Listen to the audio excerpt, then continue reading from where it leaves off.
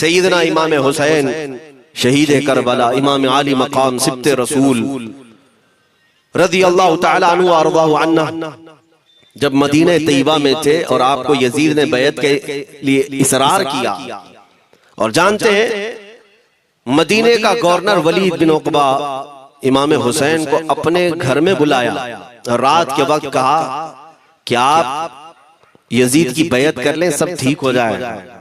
आपने एक तारीखी जुमला फरमाया था, आज वो सब मुसलमानों को याद होनी चाहिए। इमाम हुसैन ने ये नहीं कहा मैं हुसैन रसूलुल्लाह का नवासा यजीद की बैत करूंगा फासिक व फाजिर की, ये नहीं कहा आपने। तवज्जो चाहता हूं, आपने ये नहीं फरमाया, बल्कि ये फरमाया मुझ जैसा उस जैसे की बैत कैसे कर सकता है। ये क़यामत तक आने वालों के लिए मैसेज है, हुसैन जैसा कभी भी यजीद जैसे की बैत नहीं कर सकता, और ना ही वैसों की ताकत को वो मान सकता है। और अल्हम्दुलिल्लाह हमारी माओ ने बचपन से हमें हुसैन को ही सुनाया है, यजीद को नहीं। इसलिए आज अगर किसी तख्त पर यजीद बैठा हो तो हमें डर नहीं लगता इस बात का कि वो गर्दन उड़ा देगा, हमें इस बात का खौफ नहीं लगता कि फांसी पर चढ़ा देगा। हमें इस बात का यकीन है कि अगर हमारे टुकड़े भी हो जाएंगे तो इंशाअल्लाह हमारी रूह करबला जरूर पहुंचेगी। इमाम हुसैन के साथ क़यामत के दिन उठाए जाएंगे, हक बात करते हुए अगर दुनिया से जाएं। अजीजा ने गिरामी वक़ार, मैं तारीख की चंद झलकियां आपके सामने रखूंगा। मुझे हुक्म भी हुआ है, बहुत जल्दी वक्त खत्म हो जाएगा, समेटना है। मैं चंद मिसालें आपके सामने रखता हूं। ताकत किसे कहते हैं, कुव्वत किसे कहते हैं। जिम में जाकर बॉडी बनाने वाला ताकतवर है, काजू बादाम खाने वाला ताकतवर है, मुक्के मारने वाला ताकतवर है। कौन है ताकतवर? ताकत किसे कहते हैं? मेरे अजीजों, असल ताकत तो ये है कि तुम इस्तेमाल अपने हाथ पैर कुछ भी ना करो, लेकिन खलबली दूसरों में मची रहे। ये असल ताकत है, ये रब ताला की तरफ से दी हुई होती है इनाम में। वरना आप सोच सकते हैं कि हुसैन आजम के साथ जो लोग आए थे वो कुल काफिला कितना था। अलग अलग रिवायतें, इमाम हुसैन के साथ 135 लोग थे, बाज रिवायात में है 96 थे, 96 लोग थे, बाज रिवायत में 82 थे। शहीद होने वालों की तादाद 72 है। लेकिन इस बात पर अक्सर उलमा मुहद्दिसीन का ख्याल है कि 82 लोग थे, 82 लोग थे। 82 के मुकाबले में कितने लोगों को आना चाहिए रास्ता रोकने के लिए? अगर किसी आम आदमी से भी पूछे तो डबल कर दो, ट्रिपल कर दो, 4 गुना ज्यादा कर दो। नहीं, 82 को रोकने के लिए पहले 1000 लोग आए, फिर वो 1000 के बाद 4000 प्लस आए, 5000 लोग सिर्फ 82 लोगों को रोकने के लिए आए रास्ता। फिर ये लोग 4 दिन तक रास्ता रोकते ही रहे, 5000 लोग मिलकर।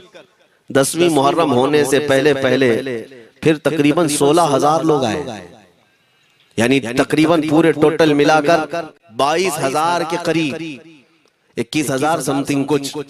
22000 की फौज क्या माने रखती है किसको रोकने के लिए? 82 लोगों को। इसी से समझ में आता है असल ताकत किसे कहते हैं। ताकत इसी को कहते हैं कि उधर 3 दिन के भूखे और प्यासे हैं, उनके खीमों में साजो सामान भी नहीं, जंग के असबाब भी नहीं, और वो जंग की नीयत से भी नहीं गए। उसके बावजूद 22000 के सीनों में जो खलबली मची है, दुनिया इसी को समझ नहीं पा रही है। अगर दुनिया ये समझती है क्वांटिटी का नाम ताकत है तो हम उसको रद्द करते हैं, नहीं, क्वालिटी का नाम ताकत है। ईमान ये असल ताकत है। और एक तारीखी बात मैं आपके सामने रखता हूं। इमाम हुसैन का रास्ता रोकने के लिए सबसे पहले यजीद की फौज से जो शख्स आया था उसको हुर बिन यजीद कहते हैं। हुर बिन यजीद अर-रियाई 1000 का लश्कर लेकर के ये इमाम हुसैन का रास्ता रोकने आए। 2 दिन तक इधर उधर घुमाते रहा, और जब जब नमाजें होती रही, इमाम हुसैन मुसल्ला इमामत पर हैं और ये यजीदी इक्तिदा भी कर रहे हैं। हर जमात इमाम हुसैन के पीछे हो रही है। लेकिन मैं आपको बताता हूं, 10वीं मुहर्रम से पहले इमाम हुसैन ने खुतबा दिया और यजीदियों से कहा, क्या तुम मेरी हैसियत को नहीं जानते? मैं फातिमा जहरा का बेटा हूँ, हैदर कर्रार का नूरे नजर हूँ, रसूलुल्लाह का नवासा हूँ। मेरी निस्बतें क्या तुम्हें नहीं मालूम?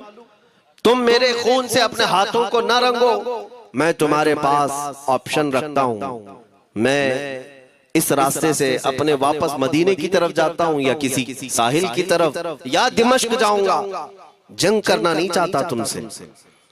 ये तीन ऑप्शन जब इमाम हुसैन ने रखा तो यजीदियों ने एक को भी कबूल नहीं किया, वो जंग करना ही चाहते थे, इमाम हुसैन के खून के साथ खेलना ही चाहते थे। लेकिन जो हुर बिन यजीद है, तवज्जो चाहता हूं, जो खुद इमाम हुसैन का रास्ता रोकने के लिए आया, उसके दिल में ये बात आई और उसने आकर के 10वीं मुहर्रम को यजीदियों से कहा, मियां मान लो हुसैन की बात, तीन में से कोई एक बात मान लो, हम जंग नहीं करना चाहते, वो रसूलुल्लाह के बेटे ही तो है। तो सारे जो सिपह सालार बड़े बड़े थे, अमर बिन साद, शिमर वगैरह, हुर बिन यजीद से कहने लगे, तुझे कौन कहता है फैसला करने के लिए, तू सिपाही है, 1000 की नफरी तेरे साथ दी गई है, बस अगर तुझे हमारे साथ रहना है तो मैदान में जमा रहे, वरना चला जा, तू सुलह की बातें मत कर। हुर बिन यजीद उसी दिन 10वीं मुहर्रम को उन यजीदियों से कहता, अच्छा अगर तुम मेरे इस बात को नहीं मानते तो तुम्हारी सिपह सालारी तुम्हें मुबारक में हुसैन के खीमे में जा रहा हूं। जो यजीद की तरफ से आया था वो किधर चला गया, मौला हुसैन के खीमे में। कब?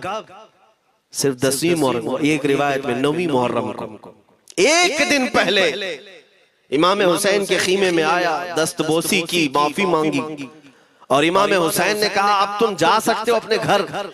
हुर बिन यजीद ने कहा मैं उस वक्त तक अब आपका साथ नहीं छोड़ूंगा जब तक मेरे जिस्म में आखिरी सांस बाकी रहे, मैं आपके साथ रहूंगा। अब इमाम हुसैन की वफादारी में आने वाला कौन था, इसलिए मैं आपको एक चीज दे जाता हूं मेरे अजीजों, अल्लाह अज़्ज़ व जल की कुदरत के फैसले हैं, वो जब चाहता है कहीं से भी किसी को हिदायत अता फरमाता है। वो बातिल कुव्वतों के मौजूद पलने वाला बच्चा भी कभी रब तबारक व तआला हिदायत देता है, उसे आलिम बनाता है, और कभी काबे की छांव में पलने वाले को मौला अबू जहल भी बनाता है, गुमराह कर देता है। हुर बिन यजीद मौला हुसैन के पास आ गए। जो बात मुझे कहनी है उसके लिए मुझे इतना वाकया बयान करना पड़ा है। मैं असल पॉइंट की तरफ आता हूं, क्यों मैं ये बयान कर रहा हूं। जब 10वीं मुहर्रम को जंग शुरू हुई, अम्र बिन साद ने तीर चलाया, तो जानते हैं खीमा हुसैन की तरफ से सबसे पहले मैदान में उतरने वाला यही हुर बिन यजीद ही, यही उतरे अपने घोड़े पर सवार होकर उन्हीं यजीदियों से लड़ने के लिए जिनकी फौज में ये आए थे, उनके मुकाबिल में लड़ने के लिए गए। और जब लड़ने की इब्तिदा हुई, सुबह से दोपहर के करीब तक वो लड़ते रहे, जवाल तक। अब जो बात कहना है तवज्जो से सुनो। हुर बिन यजीद ने सुबह से लड़ाई की, बहुतों ने वहां पर मैदान जंग में मुकाबला आराइयां की हैं, लेकिन हुर बिन यजीद की जो लड़ाई है वो तारीख में लिखी हुई। आज उन्होंने यजीदियों के साथ जो जंग किया, कई घंटे जंग करने के बाद जानते हैं तन्हा हुर बिन यजीद ने 120 यजीदियों को कत्ल किया। 120 की तादाद, एक घोड़सवार एक ही है, 120 को मार गिराया। उसके बाद जामे शहादत नोश किया। मैं तारीख पढ़ रहा था, वहीं पर हमने किताब को रोक दी। बहुत सारे लोग करबला के वाकयात में इमाम हुसैन के खानदान के बच्चों के शहादत तो बयान करते हैं, उनके जिस्म कट गए, उनके ऊपर घोड़े दौड़ाए गए, लेकिन तुम ये नहीं जानते कि हुसैनी शहजादों ने बातिल कुव्वतों के कैसे छक्के छुड़ाए। एक एक जवान ने मुकाबिल में आने वालों को उनकी औकात कैसे याद दिलाई थी। अब सुनो, हुर बिन यजीद 120 को मार गिरा सकते हैं, वो भी एक दिन पहले खीमा हुसैन में आने वाला, एक दिन पहले खीमा हुसैन में आने वाला। बात समझ में आ रही है अभी? जो एक दिन पहले खीमा हुसैन में आ जाए उसकी ताकत का हाल ये है, जो पैदाइशी हुसैनी हो उसकी ताकत का हाल क्या हो। मेरे अजीजों, ताकत किसे कहते ये समझो। यह और बात है कि लोगों को अपनी ही औकात मालूम नहीं, अपनी हैसियत मालूम नहीं है। होता क्या है मैं आपको बताऊं। अल्लामा अब्दुल मुस्तफा आजमी साहब ने एक बड़ी प्यारी बात लिखी है। वो गुजरात के हालात बहुत अच्छी तरह से जानते थे। आपने एक बहुत अच्छी बात लिखी जो हमारे तमाम चीजों से या आज के जमाने में ये चीज मैच होती है। एक ताजिर तिजारत करने के लिए निकला, उसके पास कुछ कीमती हीरे थे, कीमती हीरे थे, और वो हीरों की तिजारत करता था और एक चोर उसके पीछे पड़ गया। और वो चोर रोजाना वो चोरी करने के चक्कर में रहता था कि जब रात को ये ताजिर सोए तो मैं ये हीरे निकाल लूंगा। लेकिन 2-3 दिन जब जब वो ताजिर सोता था वो पूरे हीरे चेक करता था, कहीं नहीं मिलते थे। थक गया चोर। 3 दिन के बाद उस ताजिर को उसने पूछा, चोर ने कहा कि तुम हीरे रखते कहाँ हो? दिन भर तो तुम्हारे पास होते, रात में कहाँ जाते? तो उस ताजिर ने कहा, अकल का अगर तू इस्तेमाल करता तो तुझे बात समझ में आती। रोजाना मैं तेरे ही जुब्बे में रात को ये हीरे रखकर खुद सो जाता।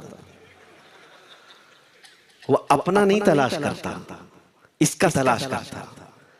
बिला तशबीह बिला तमसील।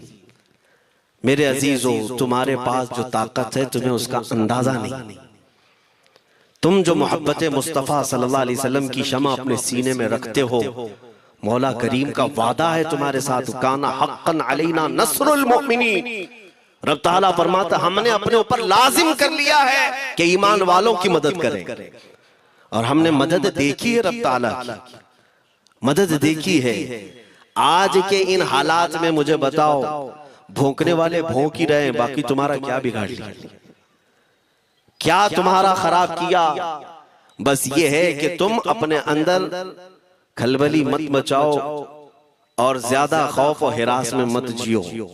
अल्हम्दुलिल्लाह मुसलमान हैं, मोमिन हैं, किसी चोर कौम से तुम्हारा रिश्ता नहीं है।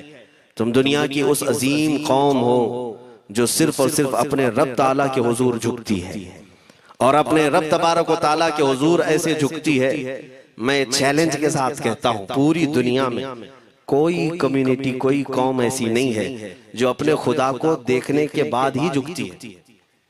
जिसकी भी जाओ, उनके उनके खुदाओं की तस्वीर वहां पर सामने होती तभी झुकते हैं।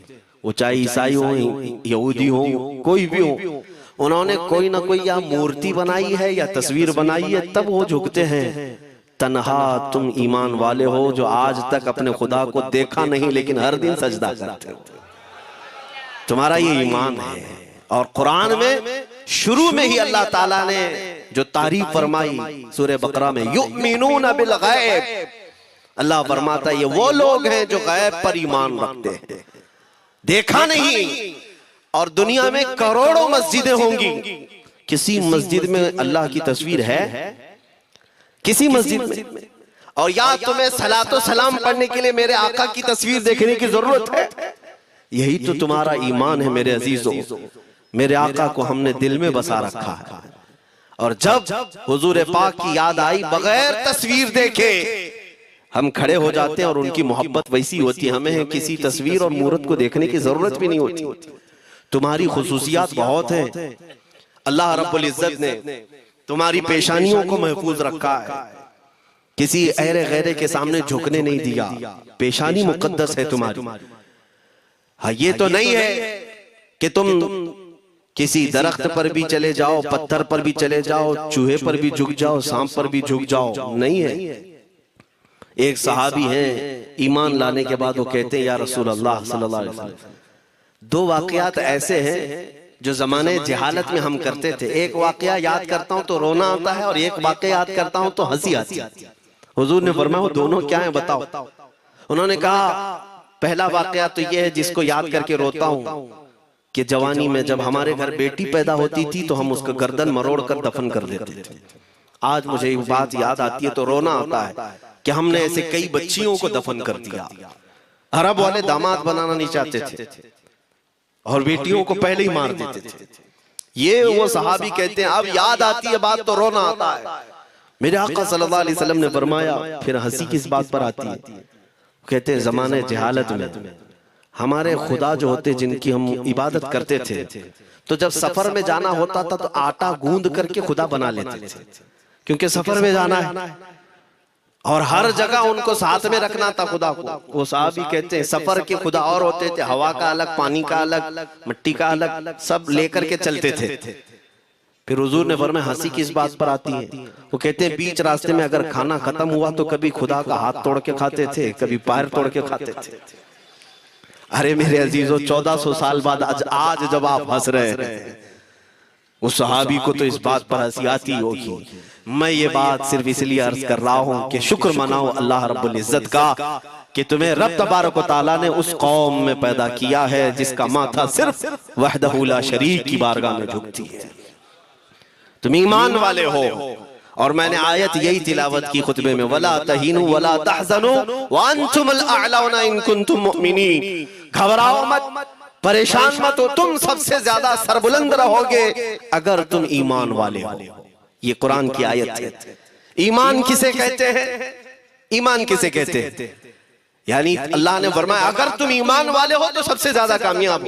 अब हम पूछते हैं रसूल पाक से ईमान किसे कहते हैं? मेरे आका की जुबान से सुनो, ला युमिनु अहदुकुम हत्ता अकूना अहब्बा इलैहि मिन वालिदिही व वलदिही वन नासी अजमईन। हजरत अनस से रिवायत है, हुजूर पाक सल्लल्लाहु अलैहि वसल्लम फरमाते हैं तुम में से उस वक्त तक कोई कामिल ईमान वाला नहीं हो सकता जब तक अपने वालिदैन, अपने बच्चे, अपने और सारे इंसानों से ज्यादा मैं उसके नजदीक महबूब ना बन जाऊं।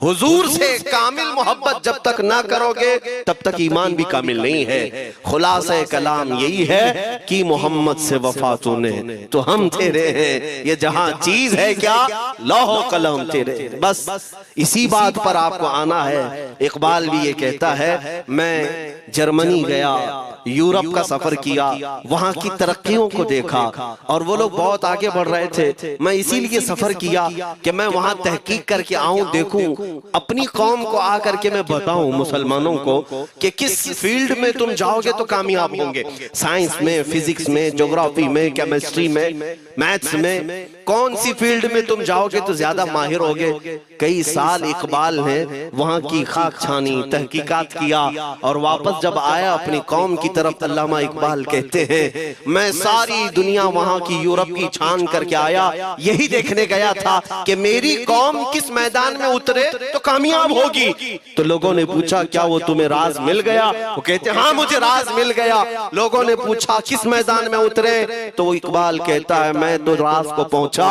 अपनी कौम को बताता हूं तुम्हारी तरक्की का राज सिर्फ इतना ही है कि मोहम्मद से वफा तूने, कि मोहम्मद से वफा तूने तो हम तेरे हैं। ये जहां चीज है क्या लौह कलम तेरे।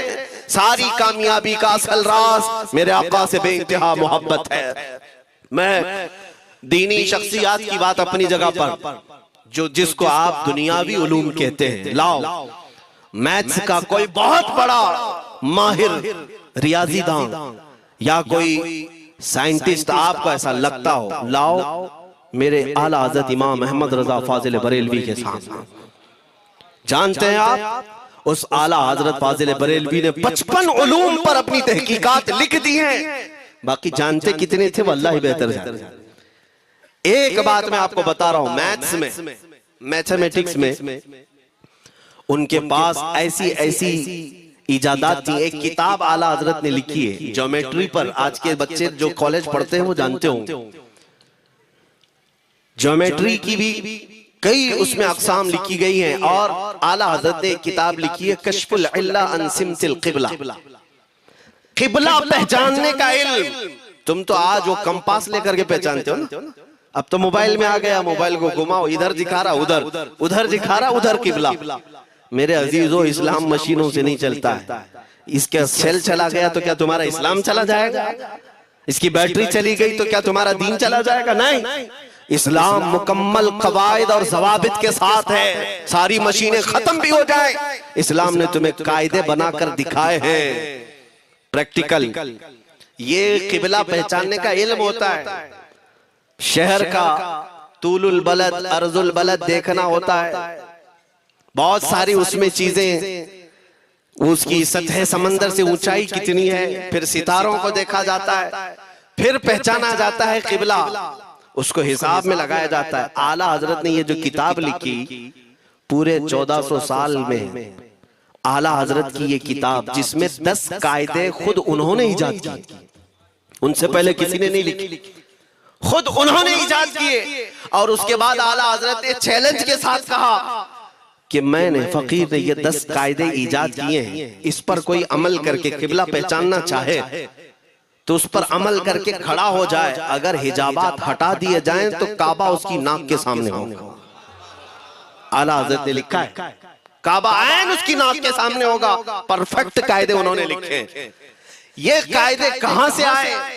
हिसाब, मैथमेटिक्स, जो अलीगढ़ के प्रोफेसर अपने फंसे हुए मसाइल हल करने के लिए आला हजरत के पास आए। वाकयात आपने सुने होंगे, अब मैं आपसे कहता हूं। एक बहुत बड़े प्रोफेसर साहब अलीगढ़ के, वो लंदन या ऑक्सफोर्ड जा रहे थे या जर्मनी जा रहे थे कुछ मैथ्स के फंडे हल करने के लिए। आला हजरत के खलीफा ने उन्हें मशवरा दिया कि चले मौलाना अहमद रजा साहब बरेली में रहते हैं, उनसे बात कर लेंगे। पहले तो उन्होंने मजाक उड़ाया, मौलवी लोगों का काम है, प्रोफेसर जिसमें फंसा हुआ है। उन्होंने कहा लंदन और जर्मनी जाने में जितना खर्चा आता है उससे कम ही बरेली को लगता है, एक बार ट्राई कर लीजिए। वो आए आला हजरत के यहाँ, वो मौलाना सैयद सुलेमान साहब के कहने पर जब आला हजरत के पास आए, असर का वक्त था, अजान हो चुकी थी, आप मस्जिद की तरफ जा रहे थे। प्रोफेसर साहब से मुलाकात हुई। आला हजरत ने पूछा कैसे आना हुआ? उन्होंने कहा एक बहुत पेचीदा मसले में फंस गया हूं, मैथ्स का, रियाजी का, हिसाब का हल नहीं होता, इसके लिए मैं बाहर का सफर कर रहा था। आपके शागिर्द मौलाना सुलेमान साहब ने कहा कि आपसे मिलने। आला हजरत ने कहा दिखाएं क्या मसला है? उन्होंने कहा इतने शॉर्ट टाइम में ये हल नहीं होगा, नमाज के लिए आप जा रहे हैं। आला हजरत ने फरमाया फिर भी दिखाओ। आला हजरत को उन्होंने वैसे ही खड़े दिखाया। देखते ही आला हजरत ने उंगलियां रखी और कहा इसका यहां से, इसका यहां से, फलां का यहां से, इस तरह आप लगा करके देख ले, मैं असर की नमाज से फारिग होकर आता। वो प्रोफेसर साहब कहते हैं उन्होंने चुटकियों में यूं हल किया, मैं जब बैठ करके उस मसले को लगाया तो तुरंत 2 मिनट में वो मसला हल हो गया। अब जिसके लिए मैं ये वाकया अर्ज कर रहा हूं, सुनो।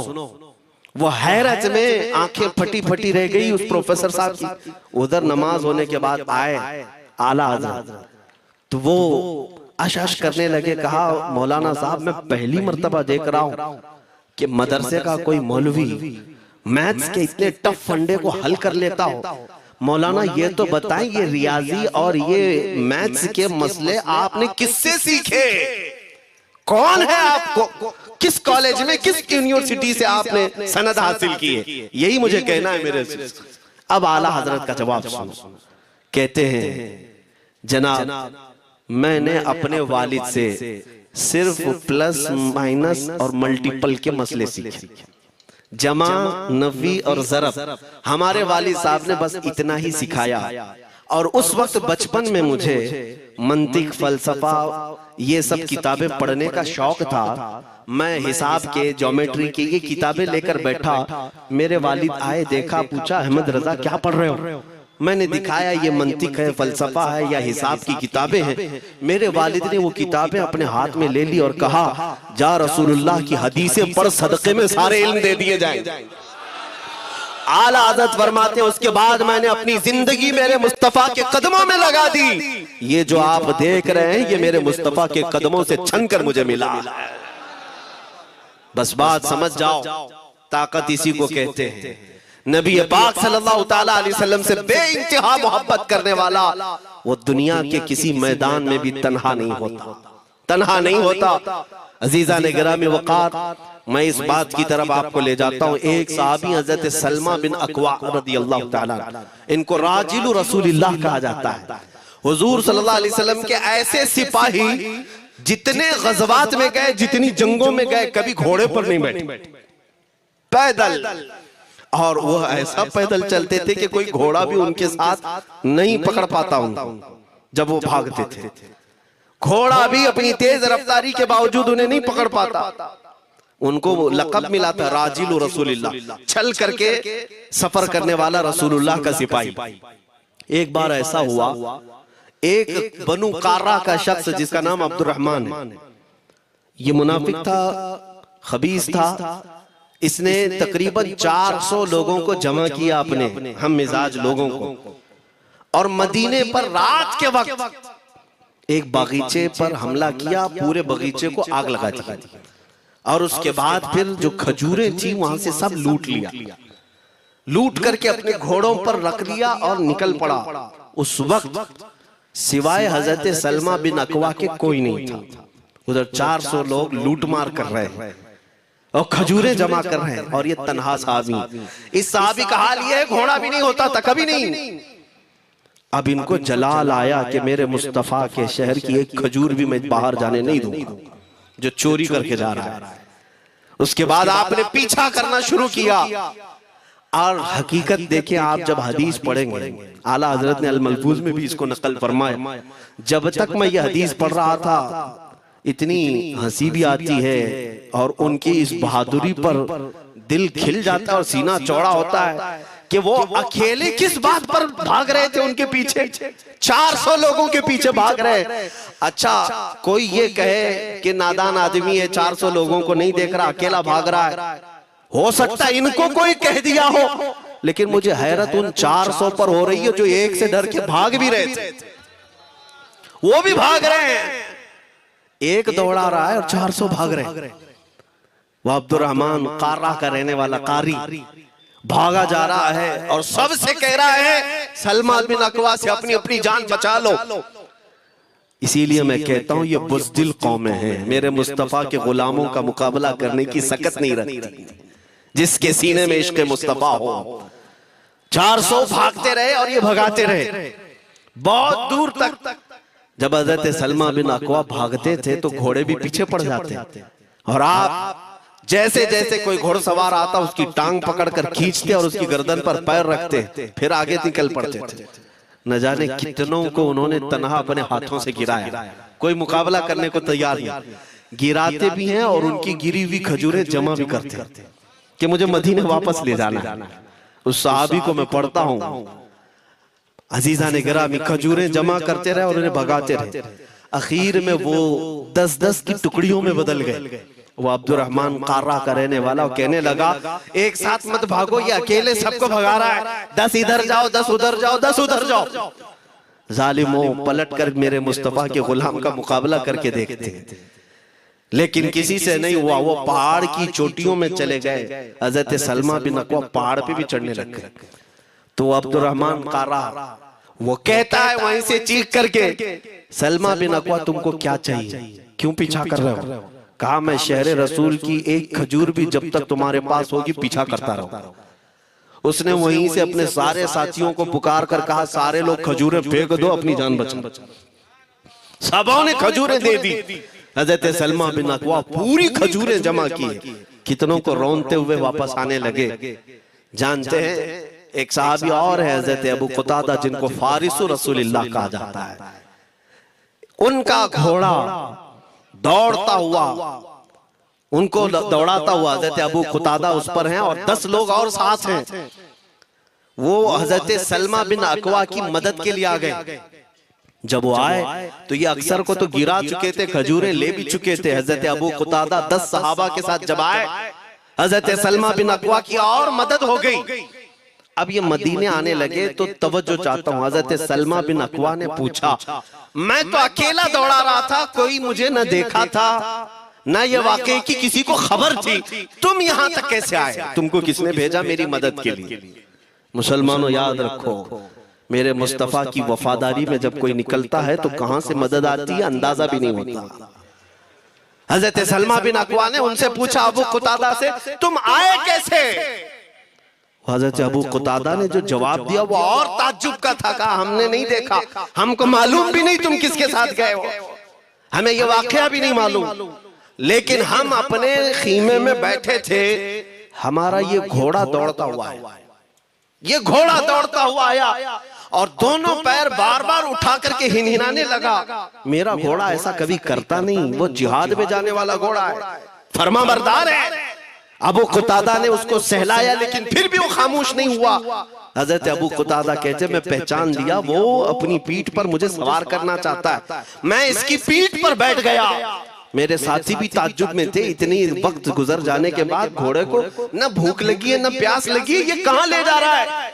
अबू क़तादा कहते ये घोड़ा है जो तुझ तक हम सबको ले आया। हजरत सलमा बिन अकवा ने कहा, हाँ मुझे याद है जब मैं उन 400 को दौड़ा रहा था तो तुम्हारा घोड़ा मुझे देख रहा था। पता ये चला दुनिया का हर जानवर भी मेरे मुस्तफा का वफादार है। अगर तुम नबी पाक सल्लल्लाहु अलैहि वसल्लम की इज्जत व हुर्मत के लिए उठते हो तो चूंटियां अपने सुराख में तुम्हारे लिए दुआ में मशगूल हो जाती हैं, मछलियां पानी में तुम्हारे लिए दुआएं करती हैं। अजीजा ने गिरामी वक़ार, आज मैं अपने जुमलों को समेटते हुए ये बात कहता हूँ, धोराजी की सरजमीन मैंने कभी सुना नहीं या कभी आपसे मुलाकात नहीं की, लेकिन इतना बड़ा मजमा हमें जो सुनने के लिए बैठा है, लोग मुसाफे के लिए आए, फूल हार पेश किए, टूट पड़ते हैं मुलाकातों के लिए। मैं अक्सर जलसों में भी और अपने प्रोग्रामों में ये कहता हूँ, मुझे जो आप इज्जत की निगाह से देखते हैं या मिलना चाहते हैं या देखना चाहते हैं या सुनना चाहते हैं तो वो इसलिए नहीं है कि किसी बाप का, बड़े बाप का बेटा है या किसी सियासी पार्टी का नेता है। आपकी जो मोहब्बत है वो सिर्फ इसलिए है, ये नाज ये अंदाज हमारे नहीं होते, झोली में अगर टुकड़े तुम्हारे नहीं होते या रसूल अल्लाह, जब तक के मदीने से इशारे नहीं होते रोशन मेरी किस्मत के सितारे नहीं होते। जो कुछ भी इज्जत मिली है हमें आज वो किसी और सलाहियत की वजह से नहीं। साफ मैं बता देता हूं, मैं मुकर्रिर आदमी नहीं, मैं खतीब आदमी नहीं, मैं वो शोलाबार मुकर्रिर नहीं हूं कि जिनकी तकरीरों से लोग बहुत ज्यादा नफा उठाते हो। मैं तो तालिब इल्म आदमी हूं। मेरे आका सल्लल्लाहु ताला अलैहि वसल्लम के लिए इतनी वफा करना जानता हूं कि मैंने यह अहद कर लिया है, मेरे जिस्म में जब तक खून बाकी रहेगा एक भी सालिम कुत्ता मेरे आका की तरफ उंगली भी उठाए हम अपनी गर्दन भी निछावर करने को तैयार रहेंगे। मेरे आका सल्लल्लाहु ताला अलैहि वसल्लम के लिए कुर्बानी का जज्बा है, इसलिए मेरे आका ने ये इज्जत अता की है। फिर मुझे ये कहने का हक भी है, जब तक बिके न थे तो कोई पूछता न था, या रसूल अल्लाह तुमने खरीद कर हमें अनमोल कर दिया।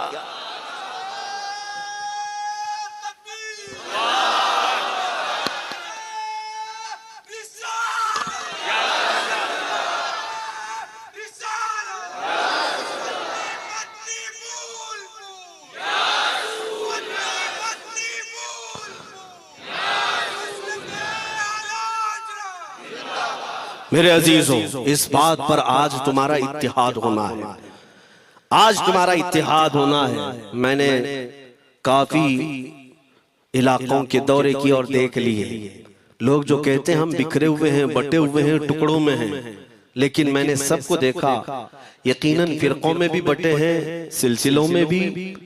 हालांकि सिलसिलों में इख्तिलाफ होना नहीं चाहिए, जो सलासिल हक्का हैं वो सब मदीने तैयबा की नहरें हैं, इख्तिलाफात नहीं, लेकिन उसके बावजूद बटे हुए लोग हैं, एक दूसरे से मुसाफा नहीं करना चाहते, एक दूसरे के पीछे नमाजें नहीं पढ़ना चाहते, जो खाली सुन्नी होकर भी, ईमान वाले होकर के भी। मैं बहुतों से ये शिकायतें सुना कि हम में बहुत सारे इख्तिलाफात हैं, लेकिन इसका हल तकरीरें हैं, तहरीरें हैं, लोगों को समझाना है, इस्लाह करना है, सब करके देख लिया। लेकिन एक बात मैंने खुद प्रैक्टिकल देख लिया कि 1000 टुकड़ों में क्यों न बटे हों, लेकिन मेरे मुस्तफा का नाम आ जाए तो हर कोई मुत्तहिद नजर आता है। ये हमने देख लिया है, ये हमने देख लिया है। किसी भी पीर से बैत क्यों ना हो, मैं दूसरों की बात नहीं करता, लेकिन मैंने पूरे हिंदुस्तान के कोने कोने में देखा है जाकर के, किसी भी सुन्नी सही अकीदा पीर से बैत क्यों ना हो, अगरचे उसके आपस के झगड़े हों, लेकिन हमने एक मजमे में मुझे सुनने वालों को, ऐसे इख्तिलाफ वालों को भी देखा, दोनों सुन रहे हैं, लेकिन जब हमने पूछा मेरे मुस्तफा करीम की इज्जत पर बात आए तो तुम में से कौन खड़ा हो सकता है? हर इख्तिलाफ रखने वाला भी ये कहता है, या रसूल अल्लाह ये जिस्म भी तुम्हारा, ये जान भी तुम्हारी, करूं तेरे नाम पे जा फिदा, न बस एक जान दो जहां फिदा, दो जहां से भी नहीं जी भरा, करूं क्या करोड़ों जहां नहीं। ये हर एक का नारा है। इससे पता ये चला कि आज तुम सबको अगर कोई चीज जोड़ सकती है तो नाम मोहम्मद है, मेरे मुस्तफा करीम सल्लल्लाहु अलैहि वसल्लम की मोहब्बत है। गुंबद खजरा की छांव में सबको जमा करो, इंशाअल्लाह अज़ीज इत्तिहाद बरकरार रहेगा। असल की तरफ नजर रखो, बादशाह की तरफ नजर रखो। बाकी जितने वली हैं, जितने पीर हैं, सब वजीर हैं, सब वजीर हैं। बादशाह सिर्फ मेरा मुस्तफा है। नबी पाक सल्लल्लाहु ताला अलैहि वसल्लम को हम शहंशाह तस्लीम करते हैं। लिहाजा अगर बादशाह की तरफ नजर होगी तो तुम्हें शैतान ये इस तरह की लड़ाइयों में नहीं रखेगा, वो कामयाब नहीं हो सकेगा। तुम सबका मिशन अगर मेरे मुस्तफा की इज्जत और उनकी नामूस हो जाए, हुजूर अकरम सल्लल्लाहु ताला अलैहि वसल्लम की तरफ हमने देखा है बड़े बड़े इख्तिलाफात खत्म हो जाते हैं। हजरत अबू ज़र ग़िफ़ारी, हजरत बिलाल हबशी, दोनों में झगड़ा हो गया था, टकरार हुई। हजरत अबू ज़र ग़िफ़ारी ने सिर्फ हजरत बिलाल को गुस्से में आकर कहा, काली औरत के बेटे, या इब्न उम्मी सौदा। ये तकरार में हो जाता है। हजरत बिलाल को ये बात लग गई, थे तो काले, लेकिन साहबी ने कहा था काली औरत के बेटे। हुजूर के पास जाकर अर्ज किया, या रसूल अल्लाह, अबू ज़र ने मुझे आज यूं कहा, अबू ज़र ने मुझे आज यूं कहा, काली औरत के बेटे। मेरे आका सल्लल्लाहु अलैहि वसल्लम को जला ला, बाहर आए, बुलाया, अबू ज़र कहाँ है? आए। हुजूर पाक ने उनको मुखातिब करके सिर्फ इतना फरमाया, अफीकल जाहिलिया, अभी तक तुम्हारे अंदर पुरानी जाहिलियत बाकी है? 3 बार पूछा और उसके बाद मेरे आका चले, कुछ नहीं फरमाया।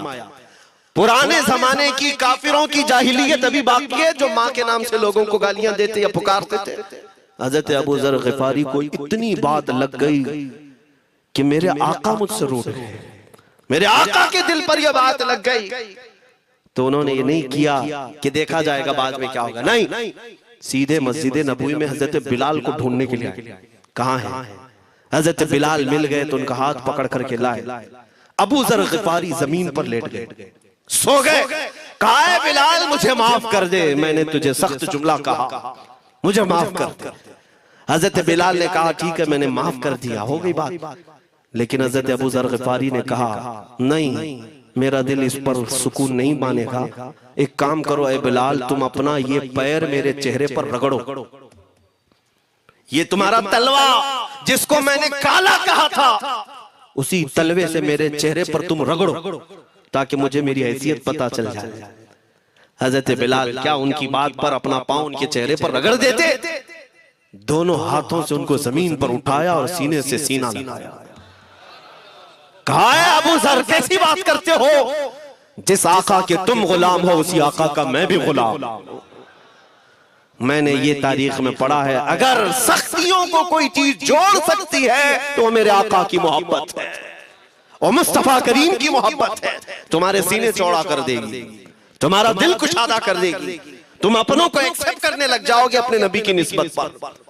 हाँ, एक बात याद रखें, मैं ये सिर्फ मेरे आका की निस्बत वालों के लिए कह रहा हूं, बाकी हमारा अकीदा तो ये है, नबी से हो जो बेगाना उसे दिल से जुदा कर दे, पिदर मादर बिरादर जानो माल उन पर फिदा कर दे। हम उसको मानते ही नहीं, चाहे बाप हो कि माँ हो, जो मेरे नबी को नहीं जानता, जो मेरे आका की अजमत को नहीं पहचानता। मैं उनके बारे में नहीं कहता।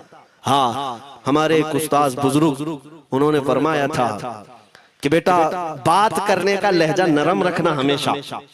बहुत सारे लोग हमारी तकरीरों को अभी अभी जो सुनते हैं वो कहते हैं बहुत कड़क बोलते हैं, सख्त बोलते हैं। मेरे अजीजों, पिछले 15 साल से करते हैं हम तकरीरें, अखलाकियात पर, तसव्वुफ पर बहुत सारे नरम अंदाज में गुफ्तगू करने के हम आदी थे। वो सब नहीं देखते, लेकिन जहां हम थोड़ा सा चीखते हैं या गरज के साथ बोलते हैं, वो बहुत जल्दी किसी को लगती है और कहते हैं आप बहुत कड़क लहजे में कहते हो। 90% हमने नरम लहजे में बात किया है, लोगों को अखलाकियात सिखाया है। चोरी, जिना, डकैती, सूद, शराब, इन सब की मजम्मत पर बयानात हमने रिकॉर्ड किए।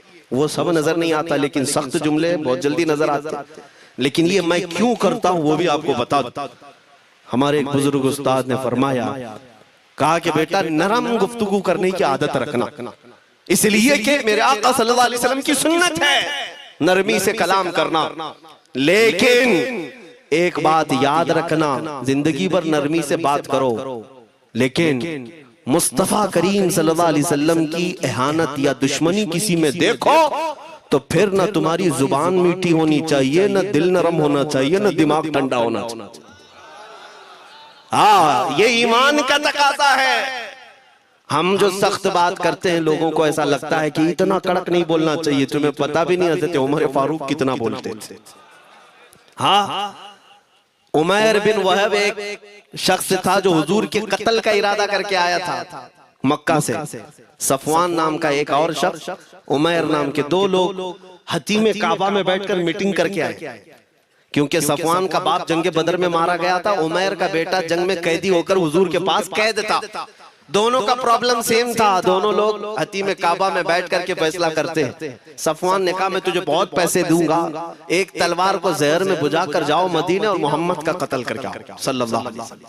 उमैर बिन वहब तलवार छुपा करके मदीने आया, लेकिन जिस वक्त वो आया हजरत उमर फारूक चंद सहाबा के साथ मस्जिद नबवी के बाहर खड़े थे। देखते ही उसकी गर्दन में जो है ये गमछा डाला, रुमाल, और कहा खुदू हादल कल, पकड़ो इस कुत्ते को। ये हजरत उमर की जुबान से निकले, कहते पकड़ो इस कुत्ते को। यही वो है जो बद्र के अंदर मैदान बद्र में मक्का वालों को भड़का रहा था जंग पर हुजूर के खिलाफ, यहाँ मदीने में आया है, पकड़ो इसको। हजरत उमर बाहर ही सब कर देते, लेकिन कहा कि मैं हुजूर से पूछ के आता हूँ इसका करना क्या। मेरे आका के पास गए, कहा या रसूल अल्लाह शैतान कुरैश आया, कुरैश का शैतान आया है उमैर बिन वहब, और मुझे लगता है वो बुरी नीयत से आया है। हजरत उमर पहले ही भांप रहे हैं, मुझे लगता है वो बुरी नीयत से आया है, क्या करना है आप हुक्म फरमाए। मेरे आका ने फरमाया उमर उसको अंदर ले आओ। उमैर बिन वहब को वैसी गर्दन में वो गमछा डाल के घुमा के अंदर ले आए मस्जिद नबवी। हुजूर ने पूछा, हजरत उमर से कहा छोड़ दो। जब अंदर आया तो पूछा हुजूर ने क्यों आए उमैर।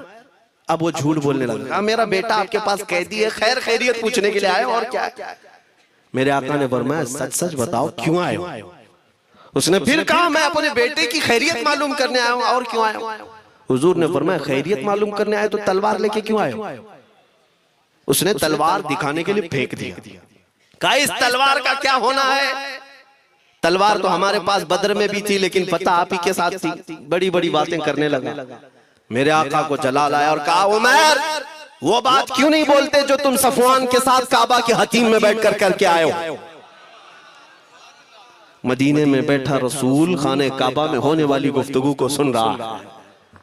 दूर नजदीक के सुनने वाले वो कान, काने लाले करामत पे लाखों सलाम। ये हदीस मौजूद है, सही हदीस है। इसी हदीस के तर्जुमानी करते हुए हम तो ये अकीदा रख ही सकते हैं ना, हम यहाँ से पुकारे वो वहां से सुने, मुस्तफा की समाअत पे। हाँ, ये अकीदा बरेली वाले का जो है वो अपने पेट का अकीदा नहीं, ये सहाबा का अकीदा है। मेरे अजीजों, जब मेरे आका ने फरमाया वो बात बताओ जो हतीम काबा में करके आए हो, अब थर थर थर कांपने लग गया। इससे इस रसूल से क्या छुपाएं जो हतीम काबा में तन्हाई में होने वाली मीटिंग को भी जानता हो।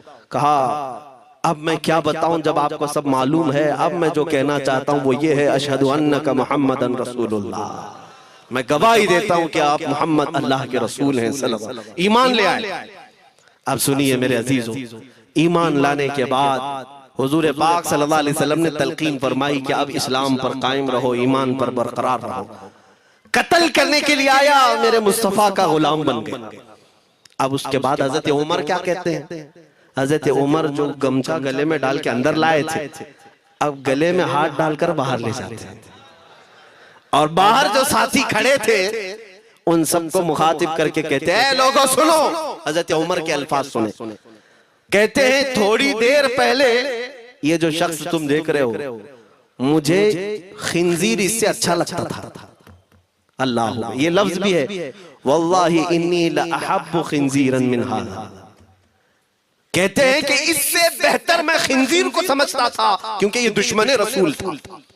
लेकिन अब सुनो ऐ लोगों, अब मेरे सगे बेटे से ज्यादा मुझको ये अजीज है, इसलिए कि मेरे आका का गुलाम। यही ईमान है, यही ईमान है। अजीज़ान गिरामी, खुलासा कलाम मेरी बात का यही है, मोहम्मद की मोहब्बत दीन हक की शर्त अव्वल है, इसी में हो अगर खामी तो सब कुछ नामुकम्मल है। इकबाल ने क्या खूब कहा था, अगर पहचानना हो तो मेरे अजीज़ों पहचानो, तुम मेरे आका सल्लल्लाहु अलैहि वसल्लम के कदमों तक अगर पहुंच गए तो यही दीन है। बमुस्तफ़ा बरसा खैश के दी हमाऊस गर्ब उन रसीदी तमाम बुल हबीस। अपने आप को हुजूर तक पहुंचा दो, इसी का नाम दीन है। और अगर वहां तक नहीं पहुंच सके, जिंदगी पूरी अबू लहब की तरह है। हो ना ये फूल तो बुलबुल का तरन्नुम भी ना हो, चमने दहर में कलियों का तबस्सुम भी ना हो ना ये साकी तो मैं भी ना हो, खुम भी ना हो, बस में तौहीद दुनिया में ना हो, तुम भी ना हो। या रसूल अल्लाह, खीमे अफलाक का इस्तादा उसी नाम से है, नबज़ हस्ती तपश आमादा उसी नाम से है। दश्त में दामने कोहसार में मैदान में है, बहर में मौज की आगोश में तूफान में है, चीन के शहर मराकश के बयाबान में है, और पोशीदा हर मुसलमान के ईमान में है। वो मेरे आका की जात ही है, हर जगह है, और उसी की तरफ हमें सबको मुतवज्जे होने की आज जरूरत है। ताकत किसका नाम है, मैंने शुरू इसी बात से किया था, इसी पर खत्म करता हूँ। ताकत और कुव्वत सिर्फ बॉडी बनाने को नहीं कहते, ताकत और कुव्वत सिर्फ और सिर्फ काजू बादाम खाने को नहीं कहते। ताकत और कुव्वत उसके अंदर है जो देखने को अगरचे कमजोर लगता हो, लेकिन दुश्मनों के सीने उसकी याद से ही आज भी खलबली मच जाती हो। हमने देखा है 100 साल पहले की बात, आला हज़रत इमाम अहले सुन्नत फाजिल बरेलवी इमाम अहमद रजा खां, नाम तो हर बच्चा जानता है आज, और अपनों से ज्यादा गैर भी जानते हैं और थरथराते भी हैं। लेकिन क्या कभी तुमने आला हजरत की सीरत में ये पढ़ा कि उनका जिस्म कैसा था? उनका जिस्म कैसा था? बहुत लहीम शहीम, चौड़े सीने वाले, बड़े बाल वाले, ऊंचे चेहरे वाले? नहीं मेरे अजीजों, तारीख में आप पढ़ोगे आला हजरत कसरत से लिखने की वजह से, कसरत से इबादत की वजह से जिस्मानी एतबार से बड़े दुबले पतले थे, बड़े दुबले पतले थे। लोग देखने वालों ने यह कहा है जिस्मानी साख्त ऐसी नहीं थी कि कोई पहलवान नजर आता हो, दुबले पतले थे, नहीफ थे, देखने में कमजोर लगते थे। लेकिन मजाल है जब वो आशिक़ रसूल का कलम चलता था, कलम चलता था, और वो भी यूं पुकार कर कहता था, ये रजा के नेज़े की मार है कि आदू के सीने में गार है, किसे चारा जोई का वार है कि ये वार वार से पार है। और फिर उन काफिरों को कहा था उस इमाम अहले सुन्नत ने, किल के रजा है खंजरे खूंखार बरकबार। ये कोई दावा नहीं कर सकता आज। किल्क किसको कहते हैं समझा भी देता हूं मैं आपको। किल के रजा, आला हज़रत अपने कलम को कह रहे हैं, किल्क मतलब कलम, रजा का कलम कैसा है? खंजरे खूंखार बरकबार, यानी खून पीने वाला खंजर और चमक पैदा करने वाली जो बिजली होती है। आला हज़रत बड़े नरम दिल भी थे, रहम दिल भी थे, अपनों को जब नवाजते थे तो बेहिसाब नवाजते थे। आजिज़ी ऐसी कि बच्चों से भी माफी मांगते, आजिज़ी ऐसी, और अपने पीर खाने पर जाने की बात आए तो चप्पलें कितनी दूर छोड़ जाए।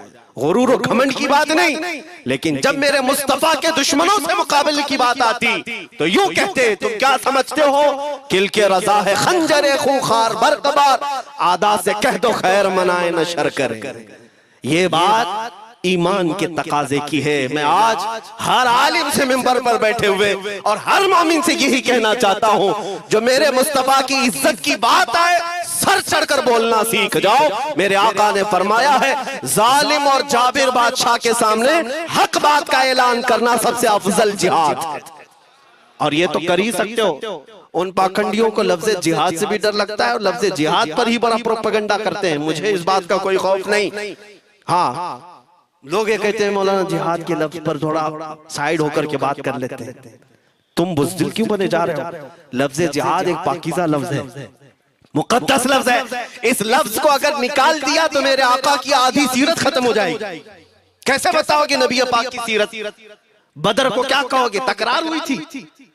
खंदक, ओहद, तबूक, खैबर, ताइफ, ये सब को क्या कहोगे? तकरार हुई थी। जिहाद लफ्ज है, सेल्फ डिफेंस का नाम है। इतना हक तो हर एक को है मेरे अजीजों। लेकिन ये तो आज मैं ये बात भी नहीं कर रहा हूं तुमको, तलवार उठाओ, बंदूक उठाओ, गोली मारो, बंदूक से लो, ये सब बातें तो हम करते भी नहीं, हमें जरूरत भी नहीं। लेकिन हमें पता है हमारे अल्फाज ही काफी हैं। मेरे आका सल्लल्लाहु तआला अलैहि वसल्लम की मोहब्बत जिसके सीने में हो, मेरे आका ने जब ये फरमाया है कि हक बात का ऐलान करना सबसे अफजल जिहाद है, तो इस पर तो हर कोई आज अमल कर सकता है। हक बात कहो, मिंबरों से कहो, और ट्रस्टियों से भी कहता हूं उलमा को कहने की आजादी भी दो कि वो बुज़दिल न बनाए, खौफ न रख रजा जरा, तू तो है अब्दे मुस्तफा। एक बात समझ करके चले, हम मुल्क के खिलाफ, कानून के खिलाफ नहीं बोलना चाहते। मुल्क हमारा भी, देश हमारा भी, और यहाँ के कवानीन जिस पर हम अमल कर रहे हैं, खुशी से अमल कर रहे हैं, लेकिन इन जालिमों ने क्या बना दिया है, इनके नजदीक देश पूरा मोदी है। हाँ, इन साहब के बारे में मत बोलो, वो देश है, कल को अगर नहीं रहे तो देश चला जाएगा। मेरे अजीजों, किसी व्यक्ति, किसी शख्स की गलत पॉलिसियों पर तनकीद करने का नाम देश के खिलाफ बोलना नहीं है। हम अपने देश से मोहब्बत ऐसी करते हैं, ऐसी करते हैं। आज भी आजादी का दिन है ना, आजादी का दिन है, ये लगे हाथों ये बात कह करके गुजरता हूं। आज भी जाकर के देखें, इंडिया गेट पर सबसे ज्यादा शहीदों के नाम जो लिखे गए हैं वो मुसलमानों के हैं। इनको क्या पता है 1857 से जो अंग्रेजों के खिलाफ लड़ रहे थे, ये लड़ रहे थे, आजादी का परचम सबसे पहले बुलंद करने वाला कोई संगी नहीं था, वो शहीद टीपू सुल्तान था। सबसे पहले तोपमैन हिंदुस्तान का, अंग्रेजों के खिलाफ आवाज बुलंद करने वाला, पूरे अंग्रेज उसके खिलाफ खड़े थे। इनको आज बोलने की तौफीक भी नहीं मिलती। और उसके अलावा वो उलमा की बात कहां चली गई आज। अंग्रेज तारीखदान ने लिखा है कि सबसे ज्यादा हमें खतरा हिंदुस्तान में मुसलमानों से था, और हमने दिल्ली से लेकर कश्मीर तक कोई एक झाड़, कोई एक दरख्त बाकी नहीं था जिसमें हमने एक आलिम को लटकाया नहीं था फांसी पर, जिनकी तादाद गिनी गई है तो तकरीबन 26,000 उलमा को इन्होंने फांसी दी, दिल्ली से लेकर कश्मीर तक। मुझे बताओ, जजीरा अंडमान निकोबार में किसको भेजा है? मौलाना फजल हक खैराबादी, इनायत अहमद काकोरवी, ये तमाम वो लोग हैं। अल्लामा इनायत अहमद काकोरवी, जिनकी किताब आज तकरीबन हर मदरसे में पढ़ाई जाती है, इल्म उस्सिका। ये किताब यहाँ चटाई पर बैठकर लिखी हुई नहीं, उस जेल की दीवारों पर लिखी हुई किताब, उसको पढ़ करके आज बच्चे आलिम बनते, हम भी पढ़े। ये वो लोग हैं जिनको सिर्फ और सिर्फ हक बात कहने की बुनियाद पर जिंदगी भर जेल में डाल दिया गया। आज ढूंढ करके निकालो मौलाना फजल हक खैराबादी का मजार कहाँ है, और अंडमान निकोबार में, जहाँ काला पानी की सजा दी जाती थी। किफायत अली काफी का नाम सुना है मेरे अजीजों? ये नाम का जिक्र आना तो हक बनता है आज की रात जरूर। मुरादाबाद शहर का वो आलिम रब्बानी, वो सिर्फ और सिर्फ मुजाहिद आजादी नहीं बल्कि फना फिर रसूल भी था। आप इसी से अंदाजा लगा ले, आला हजरत जैसा आशिक, हदायके बख्शिश लिखने वाला, आला हजरत के अशार तो पता है ना, इमामुल कलाम कहते हैं।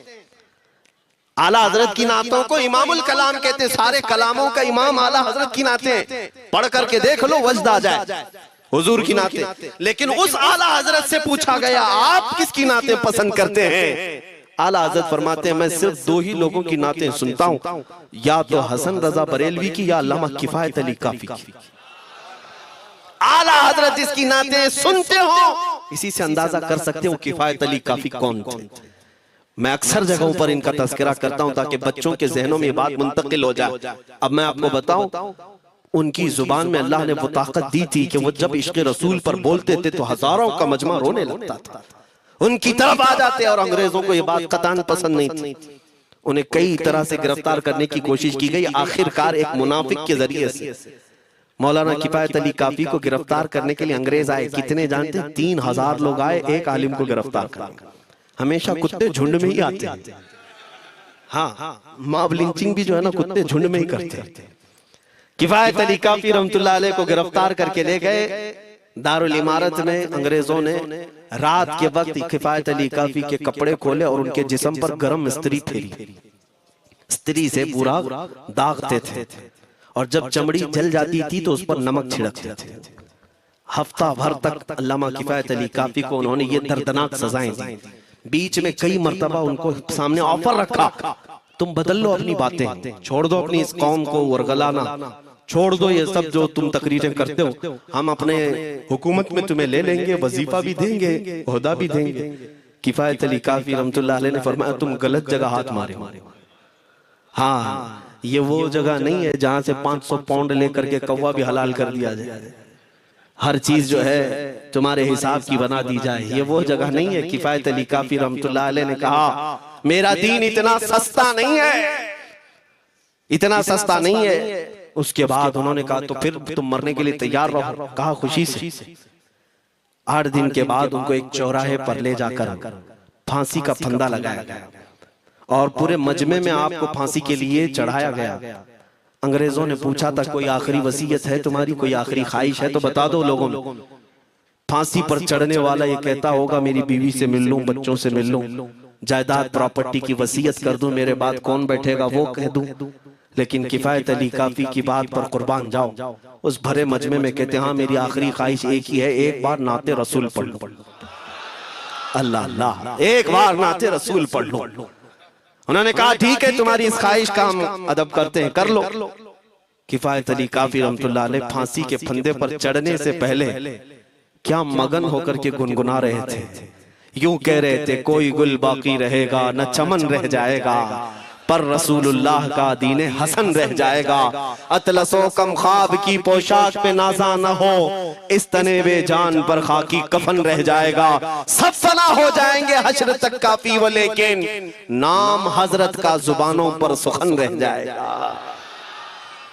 ये नाते पाक गुनगुनाते हुए चढ़ गए फांसी के फंदे पर। लोगों ने देखा फांसी तो लगी लेकिन लबों पर उसी तरह की मुस्कुराहट। क्यों? ये राज है मेरे अजीजों, मरने वाला ही जानता है। फंदा बाद में लगता है, आमिना का लाल पहले तशरीफ लाता है।